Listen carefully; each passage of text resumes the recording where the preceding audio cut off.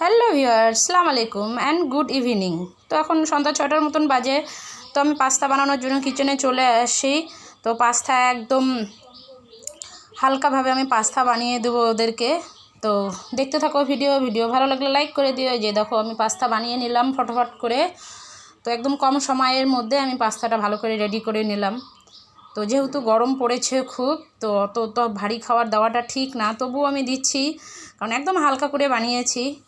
তো দেখো এই যে এদেরকে এখন বেড়ে নিচ্ছি। তো আমি যে একটু শসা আর এই ফান ফ্রুট দিয়ে একটু মেখে দিব। তো দেখতে থাকো ভিডিও ভালো লাগলে লাইক করে দিও। যারা এখন আমার চ্যানেলে সাবস্ক্রাইব করো নাই, ফটাফট গিয়ে সাবস্ক্রাইব করে দাও। যারা সাবস্ক্রাইব করেছো তাদেরকে অনেক অনেক ধন্যবাদ। তো দেখো ভিডিও, এই যে ওদেরকে আমি দিয়ে দেবো, একটু শসা দিয়ে দিলাম উপর থেকে। তো যে ওদেরকে খেতে দিয়েছি। বড় মেয়ে তো কখনোই ক্যামেরার সামনে আসতে চায় না, লজ্জা পায় খুব। আর ছোটো মেয়েকে ধাওয়া মেরেছি জন্য ও রেগে গেছে, ওই জন্য আর মুখ দেখাচ্ছে না। তো দেখো ভিডিও। তারপরে যে অনেকটা সময় পরে এখন 9টার মতন বাজে, ওর পাপা চলে আসে। তোর পাপাকে ফোন দিয়ে বলেছে এগুলো নাই, শেষ হয়ে গেছে। তোর পাপা আবার আসার সময় নিয়ে আসলো।